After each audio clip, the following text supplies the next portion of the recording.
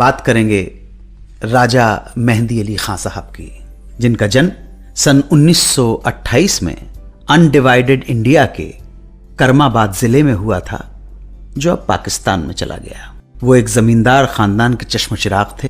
धन दौलत की घर में कोई कमी नहीं थी, लेकिन राजा मेहंदी अली ने जब बचपन से जवानी की तरफ कदम रखा तो उन्हें हो गया इश्क शायरी से, साहित्य से।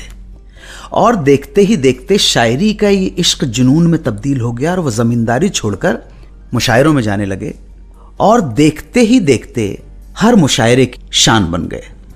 राजा साहब के घर वालों को यह बात हजम नहीं हुई कि एक जमींदार का बेटा शायर बन जाए, कलम से मोहब्बत कर ले। बहुत समझाया, मनाया, पर कोई असर नहीं हुआ। और एक दिन राजा साहब अपनी जमीन जायदाद छोड़कर बंबई आ गए फिल्मों में गीत लिखने। अपने गांव में शान और शौकत से रहने वाले राजा मेहंदी अली खान को बंबई में भूखे रहना पड़ा, दर दर भटकना पड़ा, गुर्बत के दिन। लेकिन फिर भी घर वालों के आगे हाथ नहीं फैलाया, खुददारी के साथ गर्दिश के दिन काटे। सबसे पहले उन्हें सन 1946 में फिल्मिस्तान स्टूडियो के एस मुखर्जी ने ब्रेक दिया। फिल्म का नाम था दो भाई। याद दिलाना चाहूंगा कि इसी फिल्म में राजा मेहंदी अली खां साहब के लिखे एक गीत ने सचिन देव बर्मन को सफलता दिलाई थी। यहीं से सफलता का रस अनुभव किया एस.टी. बर्मन ने। वो गीत था मेरा सुंदर सपना बीत गया। जी जनाब, ये गीत राजा साहब ने लिखा था। ये उनका पहला बड़ा हिट गीत था।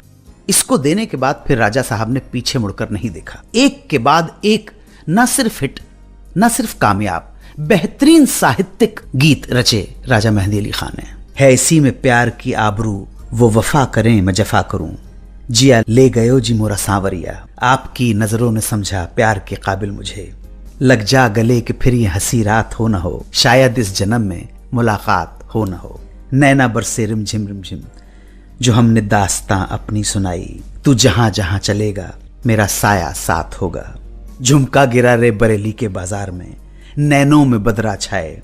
एक से एक बेहतरीन गीत, बेशकीमती और अनमोल गीत। आप यकीन नहीं करेंगे कि 20 सालों के फिल्मी सफर में हमारी फिल्म इंडस्ट्री को गीतों के रूप में एक से एक नायाब हीरे देने वाला शायरी का ये शहंशाह जब इस दुनिया से गया, एकदम फकीरों की तरह खाली हाथ, कुछ भी नहीं बचा पाए।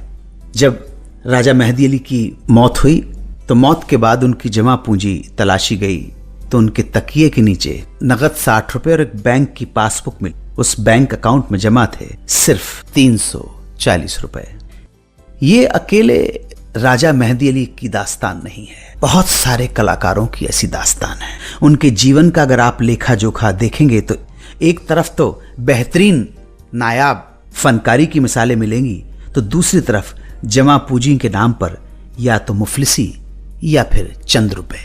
मैं मानता हूं कि पैसा कमाना एक आर्ट है और उसे सहेज कर बचा कर रखना उससे भी बड़ा आर्ट है।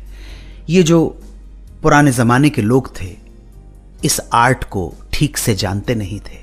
पैसा इन्वेस्ट कैसे करना है, उसको कैसे बचाना है, सेविंग कैसे करना है, ये हुनर आज के लोग जानते हैं। पुरानी नस्ल को, पुराने लोगों को आज की नई पीढ़ी से ये बात सीखनी है।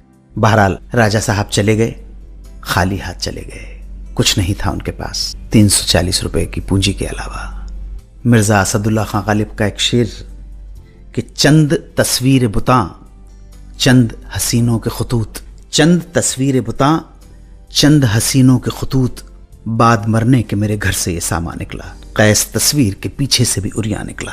प्रोग्राम के अगले भाग में बताऊंगा कि कैसे संगीतकार रविंद्र जैन के गुरु पंडित जनार्दन माचिस की तीलियों और चने की दाल से उन्हें रियाज करवाया करते थे। रविंद्र जैन की ये कहानी बस थोड़ी ही देर में आप सुनते रहें सुहाना सफर विद अन्नू कपूर, सिर्फ 92.7 बिग एफएम पर।